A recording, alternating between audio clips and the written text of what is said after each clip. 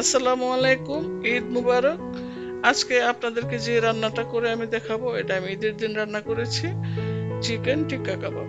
আমরা সাধারণত এটা রেস্টুরেন্টে খেয়ে থাকি, কিন্তু আমরা যদি ঘরে বানাই তাহলে কি হয়, একটু হাইজেনিক ভাবে বানাতে পারবো এবং আমরা ইচ্ছা করলে এটা চুলায় বানাতে পারবো। আমাদের তন্দুরের চুলা লাগবে না, আমরা চুলাতে বানাতে পারবো। আর আপনাদের যদি ভালো লাগে, আমি সবসময় বলি যে আমার চ্যানেলটা সাবস্ক্রাইব করবেন আর আমার ভিডিওটা সম্পূর্ণ দেখবেন, তাহলে বুঝতে পারবেন আপনারা।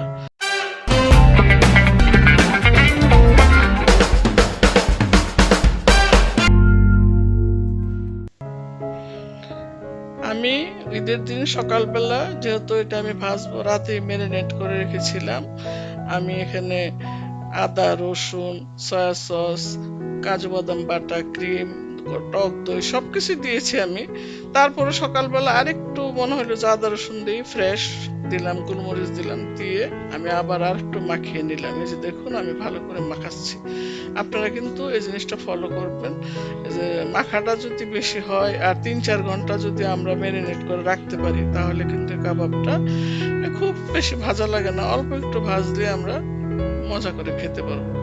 আমরা তো সাধারণত রেস্টুরেন্টে গেলে বসে থাকি, ওরা আমাদেরকে কাবাব দেখা গেল যে 20 মিনিটের মধ্যে সামনে হাজির করে। তো প্রায় কিন্তু আমরা রেস্টুরেন্টে কাবাবটা খাই, খুবই টেস্টি একটা কাবাব, চিকেন টিক্কা কাবাব লাহোরি। এই কাবাবটা তারপর আমরা খাই রেশমি কাবাব লাহোরি।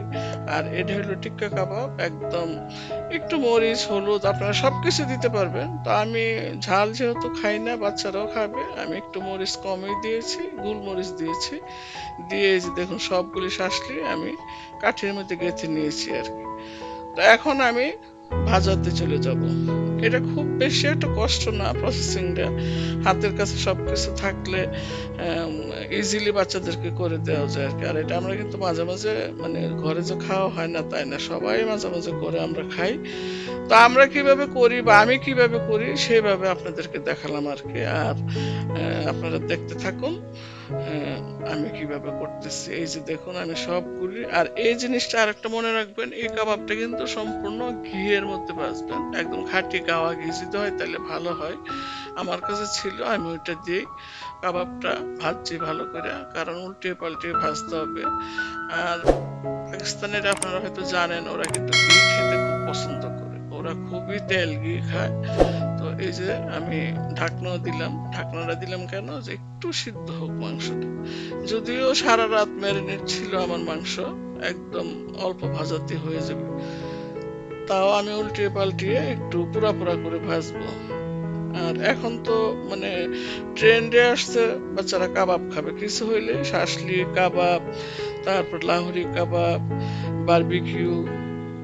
এই জন্য ঘরে মাঝে মাঝে আপনারা করে দিবেন যদি সময় সুযোগ থাকে। তাহলে কি হয় যে রেস্টুরেন্টে কি খাওয়ায় না খাওয়ায়, আমরা তো আজকাল অনেক কিছু দেখতেছি টিভির মাধ্যমে, ফেসবুকের মাধ্যমে। তো আমার মনে হয় বাইরের জিনিসটা যত আমরা কম পারি আমরা খাবো, আর ঘরে বানিয়ে খাবো আর কি। একটু কষ্ট করলে আমরা বাচ্চাদের ফ্রেশ জিনিসটা খাওয়াতে পারি। আর আমার বাচ্চারা সাধারণত বাইরে বেশি একটা খেতে চায়ও না, ওরা সবসময় ঘরের জিনিসই খায়। তো আমিও চেষ্টা করি মাঝে মাঝে ওদেরকে ঘরে তৈরি করে খাওয়াতে। হয়তো রেস্টুরেন্টের একটা স্বাদ থাকে বেশি, আমরা হয়তো ওই স্বাদটা আনতে পারি না, তারপর চেষ্টা করব আনার জন্য। তো যে মশলাটা ছিল আমার কাছে, ওই মশলাটা আমি উপরে আবার একটু একটু করে দিয়ে দিতেছি, কারণ মশলাটা ফালাই দিয়ে লাভ নেই। আপনারা মশলাটা আস্তে আস্তে এরকম ভাবে উপরে দিবেন, দিয়ে উল্টে পাল্টে ভাজবেন। এটা খুব একটা কঠিন না, আপনারা দেখতেছেন, কিন্তু ভাজাটা একটু কষ্টের আর কি, একটু কষ্ট করে আগুনের সামনে দাঁড়িয়ে ভাজতে হবে। আর যেটা নাকি অরিজিনাল একদম লাহোরি, ওরা কিন্তু কয়লার চুলাতে ভাজে। আমরা কিন্তু এই যে স্টেক যদি ফ্রাই প্যান থাকে ওইটাতে আপনি ভাজতে পারেন, আর যদি না থাকে নর্মাল ফ্রাই প্যানও ভাজতে পারবেন।